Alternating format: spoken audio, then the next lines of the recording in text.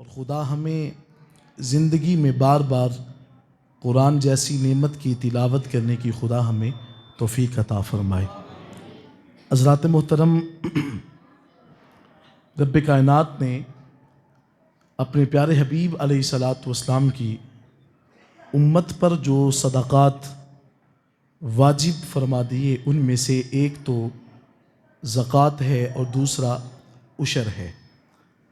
یہ دونوں ایسے صدقات ہیں کہ جو صاحب نصاب ہونے کے بعد زکوٰۃ جو ہے، اگر کوئی شخص صاحب نصاب ہے جس کے پاس 7.5 تولے سونا یا 52.5 تولے چاندی جمع ہو جائے اور سال بھر کی مدت بسر ہو جائے تو اس انسان کے اوپر 1 سال کا عرصہ گزرنے کے بعد 2.5% کے حساب سے زکوٰۃ فرض ہو جاتی ہے۔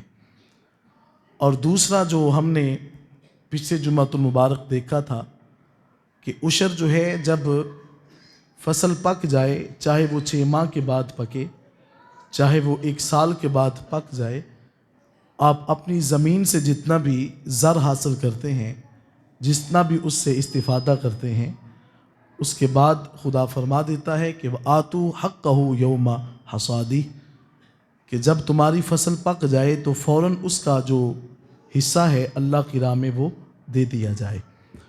اب اس کے بعد ہمارا اگلا جو سٹیپ ہے وہ یہ ہے کہ وہ صدقہ، وہ ہم نے زکوٰۃ، وہ عشر، وہ رقم ہم نے کس مقام کے اوپر اس کو صرف کرنا ہے۔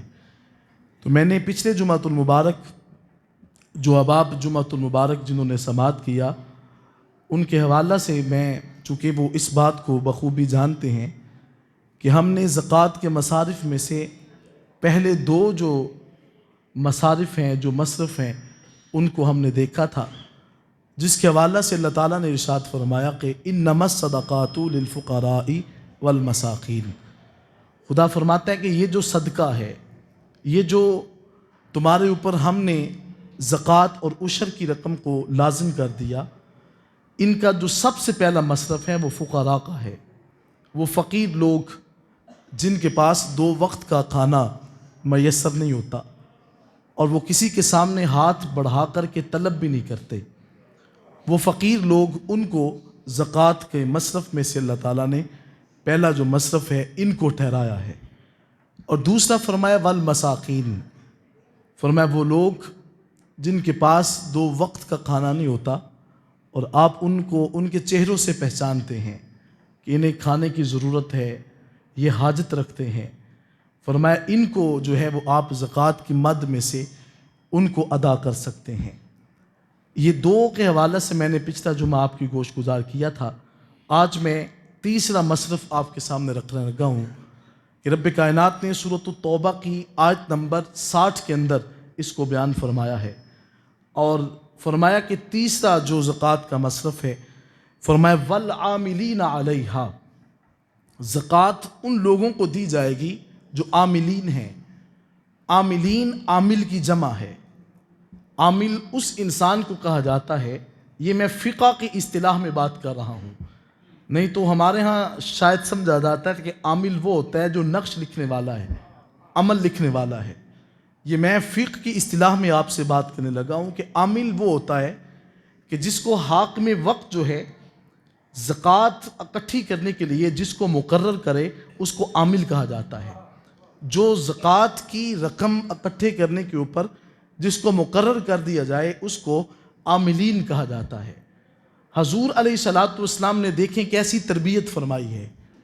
آقا علیہ الصلاۃ والسلام نے جن کو زکوٰۃ اکٹھا کرنے کے اوپر مقرر کیا، حضور علیہ الصلاۃ والسلام نے ان کی اعلیٰ طریقے سے تربیت بھی فرمائی ہے۔ آج حلال اور حرام کی تمیز ختم ہو چکی ہے۔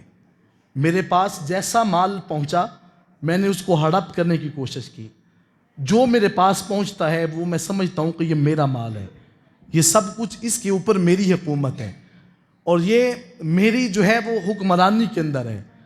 لیکن آقا علیہ الصلاۃ والسلام نے فرمایا کہ حقیقت میں مال اس کا ہے جو اس کا حاکم ہے، جو اس کا مالک ہے، جو اس کے اوپر جو ہے وہ حکمرانی جمانے والا ہے۔ آقا علیہ الصلاۃ والسلام نے ایک شخص کو ایک قبیلے کے پاس زکوٰۃ کا مال اکٹھا کرنے کے لیے بھیجا. وہ عامل تھے، مراد زکوٰۃ کا مال اکٹھا کرنے والے تھے. حضور علیہ الصلوۃ والسلام کی خدمت میں پہنچے. آقا علیہ الصلوۃ والسلام نے جب ان کو دیکھا تو ان کے پاس 2 قسم کا مال تھا. عرض کی حضور یہ مال زکوٰۃ کا ہے اور یہ مال مجھے ہدیہ کیا گیا ہے. آقا علیہ الصلوۃ والسلام نے فرمایا کہ تمہارا ہدیہ کیسا؟ عرض کی حضور مجھے تحفہ دیا گیا ہے. میرے آقا نے فرمایا کہ اگر تمہیں تحفہ ہی دینا ہوتا تو تم اپنے گھر بیٹھتے. فرمایا یہ تمہارا تحفہ نہیں ہے، یہ انہوں نے زکوٰۃ دی تھی، تم نے اس میں سے آدھا مال اپنی ذات کے لیے رکھ لیا. حضور علیہ الصلوۃ والسلام پھر اس کی تربیت کیسے فرماتے ہیں؟ آقا علیہ الصلوۃ والسلام نے فرمایا کہ اگر ایک سوئی بھی زکوٰۃ کے مال میں سے تو نے ہتھیانے کی کوشش کی تو اللہ قیامت کے دن تمہارے اوپر اونٹ جتنا بوجھ جو ہے اس کو لاد دے گا. فرمایا اگر تو طاقت رکھتا ہے تو یہ سوئی جتنا مال تو اپنے پاس رکھنے کی تجھے اجازت ہے. عرض کی حضور میں اتنا بوجھ اٹھانے کی طاقت اور سکت نہیں رکھتا. آج ہم جہاں پہ بھی چاہتے ہیں زمین فٹ مل جائے کسی کو تو وہ بندہ سوچتا ہے کہ میں اس کے اوپر اپنی جو ہے وہ حکومت قائم کر کے تو اس کے اوپر جو ہے وہ سانپ بن کر بیٹھ جاؤں. لیکن یاد رکھیے گا یہ زمین نہ آپ کی ہے نہ میری ہے، یہ تو اللہ کی ہے. حضرت موسیٰ علیہ السلام کے دور کے اندر ایک شخص نے آپس میں درمیان میں وہ مجادلہ ہوتا ہے اور آپس میں لڑائی جھگڑا ہوتا ہے. ایک نے کہا یہ زمین میری ہے، دوسرے نے آ کر کے کہا یا نبی اللہ یہ زمین تو میری ہے. حضرت موسیٰ علیہ السلام آپ کے پاس یہ مسئلہ پہنچتا ہے. پوچھا گیا یا نبی اللہ آپ بتا دیں کہ یہ زمین کس کی ہے؟ آپ نے فرمایا کہ مسئلہ ایسے حل نہیں ہوگا، اور زمین سے پوچھتے ہیں کہ تم کس کی ہو. حضرت موسیٰ علیہ السلام دونوں کو لے کر زمین کے پاس پہنچتے ہیں. زمین سے سوال کیا بتاؤ نا کہ تم کس کی ہو؟ تو زمین آگے سے جواب دیتی ہے یا نبی اللہ نہ میں زید کی ہوں نہ بکر کی ہوں، یہ دونوں میرے ہیں. کہا وہ کیسے؟ فرمایا حضرت بات اتنی سی ہے، یہ کہتا ہے میرا ہے لیکن اس کا تو کچھ بھی نہیں، اس کی تو اپنی جان بھی نہیں ہے، اس کی تو سانسیں بھی بیگانی ہیں، وہ بھی ٹوٹ جائیں گی. رب کائنات نے قرآن کریم فرقان حکیم میں ارشاد فرمایا ہے زُيِّنَ لِلنَّاسِ حُبُّ الشَّهَوَاتِ مِنَ النِّسَاءِ وَالْبَنِينَ وَالْقَنَاطِيرِ الْمُقَنطَرَةِ مِنَ الذَّهَبِ وَالْفِضَّةِ وَالْخَيْلِ الْمُسَوَّمَةِ وَالْأَنْعَامِ وَالْحَرْثِ ذَلِكَ مَتَاعُ الْحَيَاةِ الدُّنْيَا وَاللَّهُ عِندَهُ حُسْنُ الْمَآبِ. خدا فرماتا ہے کہ زندگی کو خوبصورت بنا دیا گیا خواہشات کے ساتھ. میری خواہش ہے کہ سب کچھ مجھے مل جائے، آپ کی خواہش ہے کہ سب کچھ مجھے مل جائے. لیکن کبھی فقیروں کو ڈیرے کی طرف بھی آ کر دیکھیں، وہ فرماتے ہیں سب کچھ میرا نہیں ہے، سب کچھ میرے خدا کا ہے. وہ لوگوں سے پیار کرتے ہیں، ان کے دل کے اندر خدا کی مخلوق کی محبت ہے، ان کے دل کے اندر جو ہے اپنے چاہنے والوں کا پیار بستا ہے، اپنے چاہنے والوں کی محبت ہوتی ہے. وہ مال کو جمع کرنے کی کوشش نہیں کرتے بلکہ وہ اوروں میں اس کو بانٹنے کی کوشش کرتے ہیں. تو ذات ذی وقار میں بات کر رہا تھا، فرمایا کہ مزین کر دی گئی خواہشات کے ساتھ انسان کی زندگی کو. من النساء فرمایا عورتوں کے ساتھ، خواتین کے ساتھ اس زندگی کو خوبصورت بنا دیا گیا. والبنین فرمایا بیٹے عطا کیے گئے. والقناطیر المقنطرہ پھر فرمایا کہ ڈھیر لگے ہوئے ہیں جو ہے کس کے؟ من الذہب والفضہ سونے کے ڈھیر لگے، چاندی کے جو ہے وہ ڈھیر لگے ہوئے ہیں. والخیل المسومہ عالی شان ان کے پاس گھوڑے ہیں. آج سمجھ لے کہ آج کے وقت عالی شان گاڑیاں ہیں، جو لمبی گاڑی ہے جس کے شیشے بھی بلیک کلر کے ہیں، سوچتے ہیں کہ سب کچھ ہمارا ہے. فرمایا کہ نشان زدہ جو ہیں وہ گھوڑے. والانعام فرمایا کہ چپائے بیر بکریاں، یہاں تک کہ انسان جو ہے اپنے ریوڑ کو دیکھ کے بھی کہتا ہے کہ یہ میرے پاس سب کچھ ہے، یہ میرا ہے. پھر فرمایا والحرث کھیتی کو دیکھ کر انسان کہتا ہے اتنی خوبصورت کھیتی یہ میری ہے. رب کائنات نے فرمایا ذالک متاع الحیات الدنیا، اے انسان یہ زندگی صرف جو ہے اور یہ زندگی کے اندر یہ جو ساز و سامان ہے یہ فقط دنیا کا سامان ہے. واللہ عندہ حسن المآب، سب سے بہترین جو ٹھکانہ ہے وہ تو اللہ کے پاس ہے.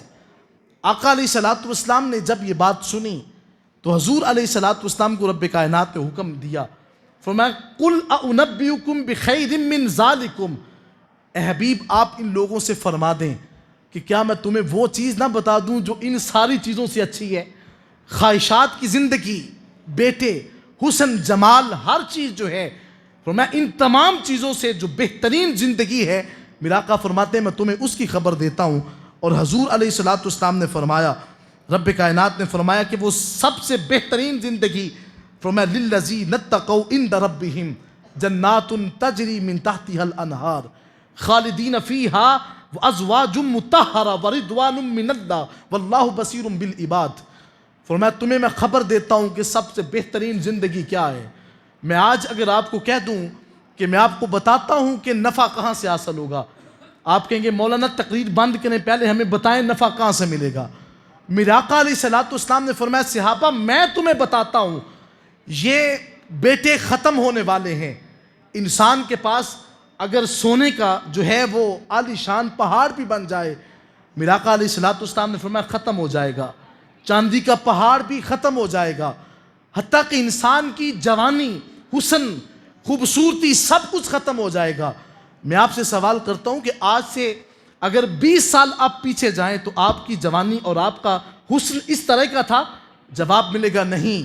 بچپن میں ہم خوبصورت ہوا کرتے تھے، اب چہرے کے اوپر جنجریاں پڑ گئیں، حسن جاتا رہا، خوبصورتی ختم ہو گئی۔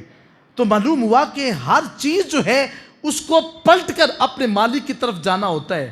حضور قبلہ عالم نے کیا خوب لکھا، فرماتے ہیں ارے سالک وطن اپنا کدی تے یاد کرے آ کر۔ ہم مجنوں نہیں ہیں، ہم سالک ہیں۔ سالک اس شخص کو کہا جاتا ہے جس کے اوپر شریعت نافذ ہوتی ہے۔ ہم بغیر شریعت والے نہیں ہیں اور ہم بے مرشدے بھی نہیں ہیں۔ ہمارے دامن کے اندر حضور قبلہ عالم تاجدار ہیبت پوری علیہ رحمہ، آپ کا دامن ہمارے ہاتھ کے اندر ہے۔ تو رات ذی وقار میں بات کر رہا تھا، فرمایا کہ ہم سالک ہیں، ہم منسلک ہیں، اور ہم منسلک شریعت مصطفیٰ علیہ السلام کے ساتھ ہیں۔ تو فرمایا ارے سالک وطن اپنا کدی تے یاد کرے آ کر کہ آخر دور دا گیا مسافر گھر بھی آندا ہے۔ آپ کبھی کسی بندے سے پوچھیں تو وہ کہے گا حضرت 30 سال بعد بھی سعودی عرب سے واپس گھر ہی لوٹا ہوں۔ آقا علیہ السلام نے فرمایا کہ انکا فی الدنیا کانکا غریب، اس دنیا میں ایسے رہو جیسے کوئی مسافر رہتا ہے۔ چند لمحے آئے، زندگی بسر کی اور چل دیے، لیکن ہم نے تو اس دنیا سے پیار لگایا ہے، اس دنیا کے ساتھ محبت پیدا کر بیٹھے ہیں۔ تو رات ذی وقار میں بات کر رہا تھا، میرا آقا علیہ السلام نے فرمایا قل اعنبئکم بخیر من ذالکم۔ اللہ فرماتا ہے کہ اے حبیب فرما دے ان لوگوں سے کہ کیا میں تمہیں اس چیز کی خبر نہ دوں جو ان ساری چیزوں سے بہتر ہے؟ عرض کی کہ حضور بتا دیں وہ چیز کون سی ہے۔ آقا علیہ السلام نے جب یہ صحابہ کرام نے سوال کیا تو فرمایا للذین اتقوا عند ربہم، سب سے بہترین چیز جو ہے وہ اللہ کا ڈر ہے، اپنے دل کے اندر اپنے خالق کا خوف پیدا کرنا ہے، یہ سب سے بہترین چیز ہے۔ فرمایا اتقوا ربہم، اپنے رب سے ڈرو۔ اب خدا سے اتنا ڈرنا ہے کہ میرا مالک مجھے دیکھتا ہے، یہ صفت، یہ وصف اپنے اندر پیدا کریں، پھر آپ کا اٹھنے والا ہاتھ کبھی گناہ کی طرف نہیں جائے گا۔ ہم تو یہ سوچ اور ذہن سے اس بات کو نکال چکے ہیں کہ اللہ دیکھتا ہے۔ کیا یہ صرف عبارت جو ہے وہ دیواروں کے اوپر لکھنے کے لیے رہ گئی تھی کہ خبردار کیمرے کی آنکھ دیکھ رہی ہے، بندہ گناہ سے چھپتا ہے؟ حضرت ذی وقار ہر چیز بدل چکی ہے۔ اور یاد رکھیے گا اگر آج اس بات کو ہم نے سمجھنے کی کوشش نہ کی تو حضرات محترم آنے والے وقت جو ہیں ہمارے لیے مشکل ہوتے جائیں گے۔ اپنے دل کے اندر خوف خدا پیدا کریں، اپنے من کے اندر اس بات کو اتاریں کہ میرا مالک مجھے دیکھتا ہے۔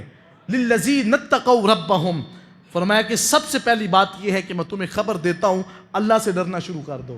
اور پھر فرمایا جنات تجری من تحتها الانہار، میرا آقا فرماتے ہیں یہ دنیا کی زندگی کچھ نہیں ہے۔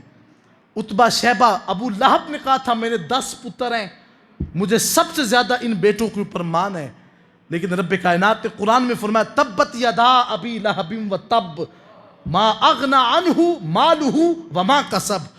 خدا فرماتا ہے کہ ہلاک ہو گیا ابو لہب اور بے نام و نشان ہو چکا ہے۔ فرمایا کہ اس کو اس کا مال بھی قیامت کے دن نہیں بچا سکے گا۔ جتنا ابو لہب جو ہے وہ امیر اور مالدار شخص تھا عرب کے اندر، آقا علیہ السلام کے علاوہ اس سے بڑھ کے کوئی جو ہے وہ جو ہے وہ مالدار شخص نہیں تھا، لیکن رب کائنات نے فرمایا ما اغنا عنہ مالہ، اللہ فرماتا ہے کہ اس کا مال اس کو قیامت کے دن میرے عذاب سے نہیں بچا سکے گا، وما کسب، اور جو کچھ وہ کرتا رہا ہے۔ اب یہاں پہ سوچیں، ابو لہب تو کہتا تھا میرے 10 بیٹے ہیں، مجھے ان کے اوپر بڑا مان ہے، خوبصورت پتر ہیں، اور یہ میدان بدر کے اندر اس وجہ سے نہ آ سکا کہ ڈرتا تھا کہ کہیں میں مارا نہ جاؤں۔ یاد رکھیے گا، مومن جو ہوتا ہے وہ موت سے ڈرتا نہیں ہے، بلکہ وہ سمجھتا ہے کہ موت میرے لیے تحفہ ہے، اور میرے لیے وہ رستوں کے اندر سے دیوار جو ہے وہ ہٹنے والا وہ آلہ ہے کہ ادھر آنکھیں بند ہوں گی، ادھر مدینے والے آقا کا جلوہ نصیب ہو جائے گا۔ مومن جو ہوتا ہے وہ موت سے ڈرنے والا نہیں ہوتا، وہ کبھی بھی موت سے خوف زدہ نہیں ہوتا۔ تو ذات ذی وقار میں بات کر رہا تھا، فرمایا کہ وہ اس کو مال جو ہے اس کا کبھی بھی اس کو رب سے بچا نہیں سکے گا۔ اب وہ میدان بدر میں اترتا نہیں ہے، اس کے جسم کے اوپر ایک عجیب قسم کا عدسہ تفاسیر میں لکھا گیا ہے کہ ایک ایسا پھوڑا نکلا تھا کہ اس کی وجہ سے اس کا جسم ہڈیوں سے خود بخود علیحدہ ہوتا تھا، تعفن پھیلتا ہے، بیماری پھیلتی ہے۔ اور وہ شخص جو سب سے زیادہ مالدار ہے، اور اس کی زوجہ، قرآن کہتا ہے کہ اس کی زوجہ جو ہے آقا علیہ الصلوۃ والسلام کے راستے میں کانٹے بچھاتی تھیں، سوچتی تھی کہ حضور کے کانٹوں کے پاؤں میں جب کانٹے چبھیں گے تو آقا علیہ الصلوۃ والسلام کو جب اذیت پہنچے گی تو وہ خوش ہوتی تھی۔ رب کائنات نے فرمایا تیری بیوی جو میرے حبیب کے قدموں میں کانٹے بچھاتی ہے، فرمایا کہ کل قیامت کے دن اس کے گلے کے اندر ہم جہنم کے ایندھن سے بنایا ہوا رسا ڈالیں گے، فرمایا اس کو گھسیٹا جائے گا۔ حضرت ذی وقار دنیا میں ہمیشہ تو نہیں رہنا، قبر کے اندر مدینے والے آقا بھی تو انتظار فرما رہے ہیں۔ حضرت ربیع بن جراش مدینے والے آقا علیہ الصلوۃ والسلام کے غلام گزرے ہیں، آقا علیہ الصلوۃ والسلام سے محبت رکھنے والے تھے۔ حضرت ربیع بن جراش نے قسم اٹھائی تھی کہ واللہ، اللہ کی قسم ہے، میں کبھی مسکراؤں گا نہیں جب تک اپنا حشر نہ دیکھ لوں۔ دنیا سے جاتے ہیں، جب غسال ان کو پٹھرے کے اوپر لٹاتا ہے تو وہ مسکراتے ہیں۔ آپ کے بھائی ربیع بن جراش کو بلا کر کہا گیا کہ یار عجیب تیرا بھائی ہے، دنیا سے وصال کر چکا اور ہنستا ہے، مسکراتا ہے، پانی ڈالتے ہیں تو سر کے اوپر پانی ڈالا ہے تو ہنستا ہے۔ تو کہا کہ یہ بات اتنی سی ہے، میرے بھائی نے قسم اٹھائی کہ اللہ کی قسم ہے میں اس وقت تک مسکراؤں گا نہیں جب تک اپنا حشر نہ دیکھ لوں۔ تو فرمایا اس کا حشر یہ تھا، یہ پوچھا گیا کہ تو کیا کہتا ہے کہ حشر نہ دیکھ لوں؟ فرمایا میں کہتا ہوں کہ میں اس وقت تک نہیں ہنسوں گا جب تک نزا کے عالم میں مدینے والے آقا کا دیدار نہ کر لوں گا۔ تو فرمایا آج معلوم ہو چکا ہے کہ اس کو حضور کا دیدار نصیب ہو چکا ہے۔ تو حضرت ربیع بن جراش کا جب پٹرے سے ان کو کفن دے کر کے جب اٹھایا جاتا ہے، تابعی محدث ہیں، الشرح الصدور کے اندر یہ بات موجود ہے، پوری ذمہ داری سے بات کر رہا ہوں۔ آقا علیہ الصلوۃ والسلام کے غلام جب ان کو اٹھا کر قبرستان کی طرف لے جایا جاتا ہے تو لوگوں نے آپ سے باتیں کرنا شروع کر دیں۔ کہا ربیع اتتکلم بعد الموت، مرنے کے بعد تو بندے باتیں نہیں کرتے، تو باتیں کیسے کرتا ہے؟ حضرت ربیع بن جراح پھر مسکرا کے کہتے ہیں نعم انا اتکلم بعد الموت، ہاں میں مرنے کے بعد باتیں کرتا ہوں۔ حضرت ربیع بن جراش کے بارے میں عائشہ صدیقہ رضی اللہ تعالی عنہا سیدہ آپ کی جو ہے وہ حضور کی زوجہ محترمہ ہیں، آپ سے پوچھا گیا کہ ایک بندہ دنیا سے وصال کر چکا ہے اور دنیا سے جانے کے بعد مسکراتا ہے، آپ بتائیں کہ معاملہ کیا ہے؟ حضرت عائشہ صدیقہ رضی اللہ تعالی عنہا آپ فرماتی ہیں بات عام سی ہے، میں نے مدینے والے آقا کے لبوں سے سنا ہے، فرمایا عائشہ یاد رکھو جو مجھ سے پیار کرتا دنیا سے جائے گا اس وقت تک اس کی نگاہیں بند نہیں ہوں گی کہ جب تک جس سے ماں قبل وہ مدینے والے آقا کا دیدار نہ کر لے گا۔ تو ذات ذی وقار میں بات کر رہا ہوں کہ دنیا کو چھوڑ کر جانا ہے، اس بات کو اپنے پلے باندھیں۔ اور میں بات کر رہا تھا کہ مال جو ہے انسان جس سے پیار کرتے ہیں وہ ہمیشگی کے لیے نہیں ہے۔ فرمایا للذین اتقوا عند ربہم لہم جنات تجری من تحتها الانہار، اس کے نیچے نہریں بہتی ہیں۔ ابو لہب نے کہا کہ میرے 10 بیٹے ہیں، مجھے ان کے اوپر بڑا فخر ہے، جب دنیا سے جاتا ہے واصل جہنم ہوا تو بیٹے قریب نہیں جاتے کہ دیکھیں کہ باپ مر بھی چکا ہے کہ نہیں۔ لوگوں نے کہا شرم کرو، تمہارا باپ دنیا سے جا چکا ہے اور اس کی تدفین کا انتظام کرو۔ ایک طرف یہ شخص ہے کہ جس نے حضور علیہ الصلوۃ والسلام سے بغض رکھا، اس کے جسم کے قریب بھی کوئی نہیں جاتا، دوسری طرف آپ بخارا شہر امام بخاری کی لحد پہ جائیں۔ لوگوں نے جا کر کے کہا کہ جب ہم امام بخاری کی لحد پہ جا کر کے، یہ وہ امام بخاری ہے جنہوں نے 16 سال کے عرصے کے اندر بخاری شریف کو لکھا ہے، اور 7 سال کے عرصے کے اندر امام بخاری حافظ قرآن ہوتے ہیں، اور 14 سال کے عرصے کے اندر امام بخاری درس نظامی پڑھتے ہیں، اور امام بخاری 16 سال کے عرصے کے اندر جب مدینہ المنورہ روضہ رسول کے سامنے بیٹھ کر بخاری شریف کو تالیف فرماتے ہیں، تو امام بخاری کو رات کے پہر کے اندر مدینے والے آقا کی زیارت ہوئی۔ میرے آقا نے فرمایا بخاری ساری زندگی جو تو نے کام کیا ہے، میری ساری امت تیرے کام کے اوپر فخر کیا کرے گی۔ وہ امام بخاری بخارا شہر کے اندر ان کی لحد ہے، وہاں جو ہے لوگوں نے کہا کئی زندگی اور کئی دن بیت گئے، بارش نہیں برس رہی۔ لوگ سوال کرتے ہیں کہ اللہ والوں کی بارگاہ میں کیا لینے جاتے ہیں؟ امام بخاری کی لحد پر جا کر کے بادشاہ وقت نے کہا کہ ایک ہی حل ہے بارش رب سے طلب کرنے کا۔ پوچھا وہ کیا؟ فرمایا حل یہ ہے، سب مل کے بخاری کی لحد پہ جاتے ہیں اور جا کر کے کہا کہ ہمارے پلے تو کچھ نہیں، اس قبر والے کے صدقے سے ہمیں بارش کی طلب چاہیے، اس کی طلب ہے، ہم تڑپ رکھتے ہیں۔ لوگوں نے امام بخاری کی لحد پہ ہاتھ اٹھا کر کے عرض کی، ہاتھ پلٹ کر چہرے کی طرف نہیں آتے، بادل بھی آتے ہیں، بارش کا نزول بھی ہو جاتا ہے۔ تو ذات ذی وقار میں بات کر رہا تھا، یہ وہ صالحین ہیں کہ جن کی قبروں سے بھی خوشبو آتی ہے اور ان کی قبروں سے بھی فیض آتا ہے۔ آج اس بات کو ذہن نشین کریں، میرے حضور قبلہ عالم تاجدار ہیبت پوری علیہ رحمہ، آپ کے آباء و اجداد، آپ کے جد امجد، آپ ان کا عرس مبارک جو ہے سرزمین موسیٰ پور شریف میں 9-10 جون بروز جمعہ اور ہفتہ یہ اگلے مہینہ کے اندر منعقد ہوگا، اور میرے حضور قبلہ عالم نے اسی لیے لکھا ہے۔ آپ نے کیا خوب لکھا، آپ فرماتے ہیں کہ یہ وہ صالحین اور یہ وہ برگزیدہ بندے ہیں کہ جن کے آستانوں کی حاضری سے انسان کو خدا کا قرب ملتا ہے، اس کی نزدیکی حاصل ہوتی ہے۔ تو ذات محترم، میں اپنی بات کو اختتام کی طرف لانا چاہتا ہوں۔ فرمایا کہ میں تمہیں خبر دیتا ہوں کہ سب سے بہترین چیز کیا ہے۔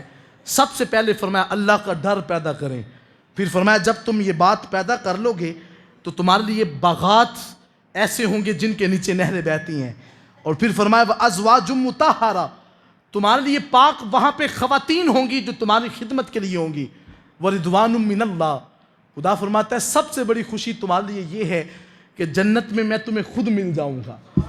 آج جنت کے اندر ایک طبقہ ہوگا، صحیح بخاری شریف امام مسند امام احمد بن حنبل اس کو روایت کرتے ہیں، آقا علیہ السلام نے فرمایا، میرا آقا نے ارشاد فرمایا قیامت کے دن جنت میں کچھ لوگ بیٹھے ہوں گے، تو فرشتے سوال کریں گے کہ کیا رب کی جنت سے خوش نہیں ہیں؟ وہ عرض کریں گے خوش تو ہیں، لیکن ہم نے سنا تھا کہ یہاں پہ رب کا دیدار ہوگا، خدا اپنے کرم کے جلووں سے نوازے گا۔ تو فرمایا کیا تم دیدار چاہتے ہو؟ تو میرے آقا علیہ السلام نے فرمایا میرے امتی سر جھکائیں گے، خدا کی طرف سے حکم ہوگا اب سر اٹھائیں۔ فرمایا جب سر اٹھائیں گے تو حجابات اٹھ جائیں گے، خدا اپنا دیدار نصیب کرے گا۔ تو جب خدا اپنی شان کے لائق اپنا دیدار عطا فرما دے گا تو بعد میں پھر وہ جنتی عرض کریں گے کہ سب کچھ مل گیا ہے، جو لطف رب کے دیدار کے اندر ہے وہ مزہ کسی اور چیز کے اندر نہیں ہے۔ تو فرمایا جب تم خدا سے ڈرنا شروع کر دو گے تو پھر خدا تمہیں جنت میں اپنی رضا عطا فرما دے گا، واللہ بصیر بالعباد۔ پھر خدا فرماتا ہے میں اپنے بندوں کو دیکھ رہا ہوں۔ آقا علیہ السلام کو حکم الذین یقولون ربنا اننا آمنا فاغفر لنا ذنوبنا وقنا عذاب النار۔ فرمایا وہ لوگ جو کہتے ہیں کہ اے ہمارے رب ہم تیرے اوپر ایمان لے آئے، ہم نے تجھے مان لیا، اور پھر ہمیں تو بخش دے ہمارے گناہوں کو، اور آخر پہ وہ کہتے ہیں وقنا عذاب النار، مالک ہمیں دوزخ کا ایندھن بننے سے بچا لینا۔ یہ صوفیاء کی مجلس میں بیٹھنے کا ایک خاص مقصد یہ ہوتا ہے کہ انسان جب ان اللہ والوں کے پاس بیٹھتا ہے تو خدا ان بندوں کو جہنم کا ایندھن بننے سے پاک کر دیتا ہے، وہ جہنم کے ایندھن سے بچتے ہیں۔ آقا علیہ السلام نے ایک صحابہ کا پڑاؤ جو تھا ان کو بھیجا، فرمایا کہ ایک مقام کے اوپر آپ نے پڑاؤ ڈالنا ہے۔ حضور علیہ السلام نے ایک شخص کو امیر مقرر کر دیا۔ آقا علیہ السلام نے فرمایا کہ آپ اس کے امیر ہیں۔ حضور علیہ السلام نے جب ان کو امیر بنا کر بھیجا تو آقا علیہ السلام کے سامنے رات کی تاریکی کے اندر وہ امیر صحابہ سے فرماتے ہیں کہ آپ اس آگ جلائی اور فرمائے کہ اس کے اندر کود جائیں، اس آگ کے اندر داخل ہو جائیں۔ صحابہ عرض کرتے ہیں کہ ہم اس کے اندر داخل کیوں ہوں؟ انہوں نے کہا یا ایھا الذین آمنوا اطیعوا اللہ واطیعوا الرسول واولی الامر منکم، ایمان والو اللہ اور اس کے رسول کی اطاعت کرو، اور جو تمہارے اوپر حاکم مقرر ہوتا ہے فرمایا اس کی اطاعت تمہارے اوپر فرض ہے، واجب ہے۔ اب وہ آگ میں کودتے تو نہیں ہیں، صبح حضور کی مجلس میں پہنچے تو میرے آقا فرماتے ہیں صحابہ رات والی بات میں بتاؤں کہ خود ہی بتا دو گے؟ عرض کی حضور آپ ہی بتا دیں۔ میرے آقا علیہ السلام نے فرمایا کہ جو کہتے تھے آگ میں کودو تو آگ میں کودے کیوں نہیں ہیں؟ عرض کی حضور ہم حکم ماننے کے لیے تیار تو تھے، لیکن ہم نے وہاں پہ اجتہاد یہ کیا کہ اگر آگ میں ہی کودنا ہوتا تو مدینے والے آقا کا نام لینے کا مقصد کیا تھا؟ حضور کا نام لینے کا مقصد کیا تھا؟ عرض کی حضور جب آپ کا نام لے لیا ہے تو آپ کے نام لینے کے بعد جہنم کا ڈر تو کوئی نہیں ہے نا۔ فرمایا حضور جب آپ کا نام لیا تو پھر ہم جہنم میں نہیں جائیں گے۔ تو ذات دی وقار جب ہم نے آقا علیہ السلام کا دامن تھام لیا ہے تو پھر ہمیں طلب کرنے کی ضرورت ہے کہ ربنا آتنا فی الدنیا حسنۃ وفی الآخرۃ حسنۃ وقنا عذاب النار، مالک ہمیں دوزخ کی آگ سے بچانا ہوگا۔ تو ذات دی وقار یہ وہ لوگ ہیں کہ جو جہنم کا ایندھن بننے سے جو ہیں وہ بچانے والے ہیں، اور اس بات کو اپنے ذہن نشین کریں۔ آقا علیہ السلام نے کثرت کے ساتھ اپنے رب کی بارگاہ میں جو دعا طلب کی ہے وہ یہی ہے کہ مالک ہمیں دنیا میں بھی بلائی عطا کر دے اور ہمیں آخرت میں بھی بلائی عطا فرما، اور ہمیں دوزخ کا ایندھن بننے سے بچا لے۔